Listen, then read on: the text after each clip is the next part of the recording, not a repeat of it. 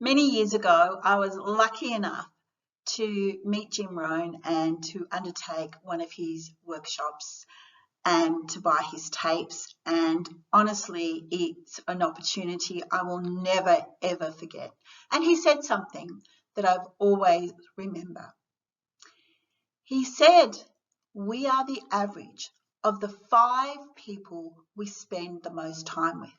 These 5 people shape who we are, how we interact with people, what conversations dominate our attention and occupy our mind, our behaviours, our attitudes, and our results. These people influence what we think, what we say, what we feel, and what we do, and the trajectory that our life takes. Over time, we start to behave like these 5 people. We start to think like these 5 and react like these 5 people. So this means that these 5 people influence our self-esteem and our decisions. While we are our own individuals and we shape ourselves, too often we don't take stock of who is influencing us and whether they are influencing us in the way that we want them to, be that positively or negatively. We are affected by the people that we listen to. So my question to you is, who are the 5 people that influence you the most? Take some time to think about who these 5 people are, and you might be surprised. Darren Hardy wrote a book called The Compound Effect. And in his book, in chapter 5, he said that research shows that people who habitually associate with determine as much as 95% of our success or failure in life. So we have to be really, really clear and careful about who are the people that are impacting on our life. Consider the process of innovation. If you surround yourself with people who are negative or who have fixed mindsets, and when you hit a roadblock or a bump along the innovation journey, and you will hit many roadblocks. It's kind of part of the process. It's kind of normal. Think about how your people are going to respond, and they're going to respond differently to the setbacks.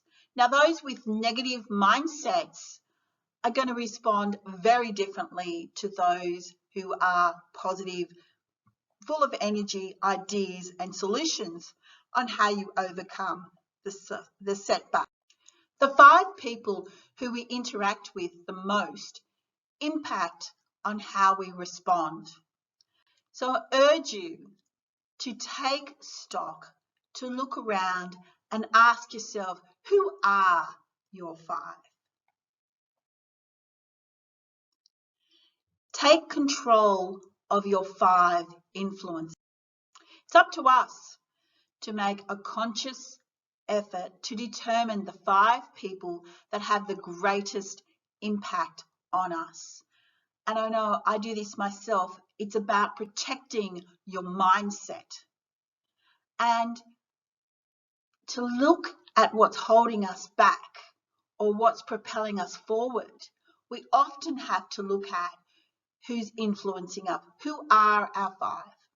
And when we do that, we want to look at our personal relationships, our work relationships, the social media that we're scrolling through if we're doing it on a regular basis every day, the media that we watch, whether we're just consumed with TV and negativity that's coming from TV or the news or movies that we're listening to and watching, the type of books we're reading, whether we're reading stuff about escapism or whether we're reading professional development books.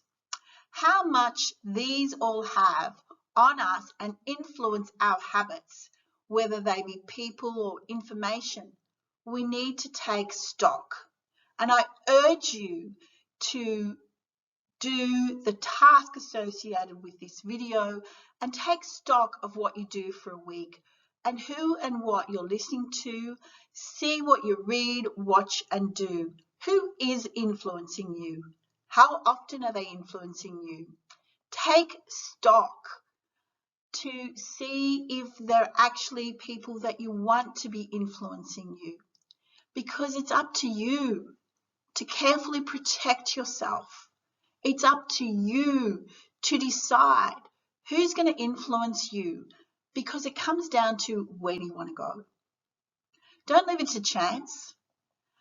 Our biggest 5 influences influence us so subtly that most of us, including myself, don't realize the impact of their influence, positive or negative, until we take stock and think about who's influencing us.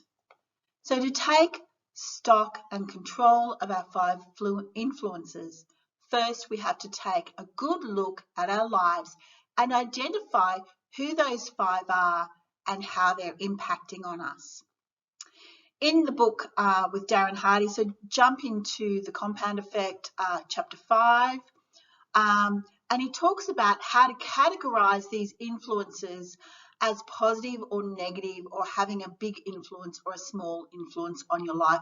So trying to understand the degree of influence.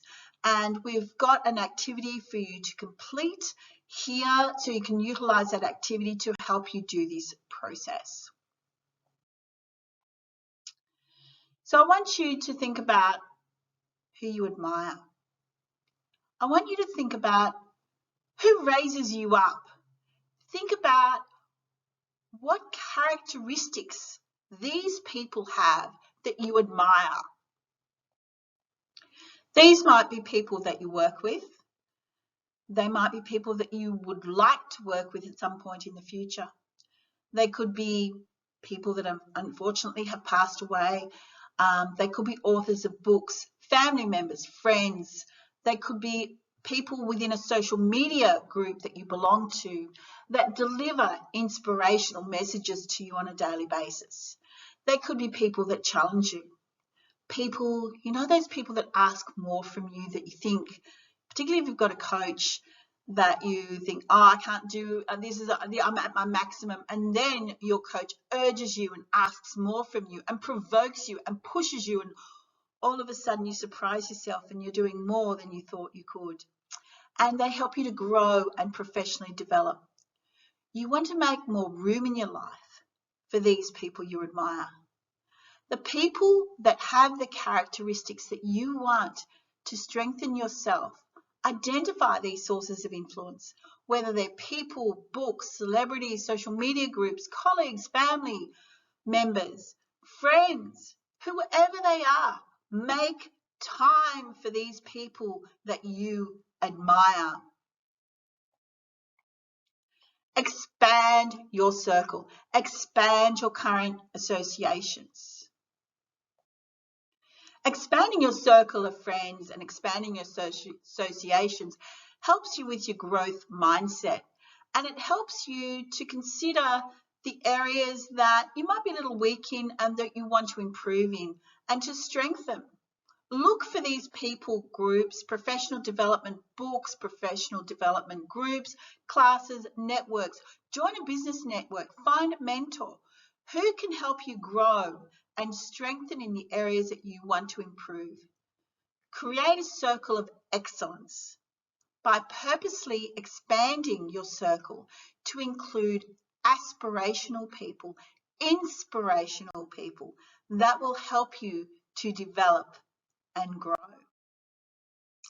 And when you're looking at your 5, and this is what we're talking about, and as I said, this comes from the Compound Effect in chapter 5 with Darren Hardy.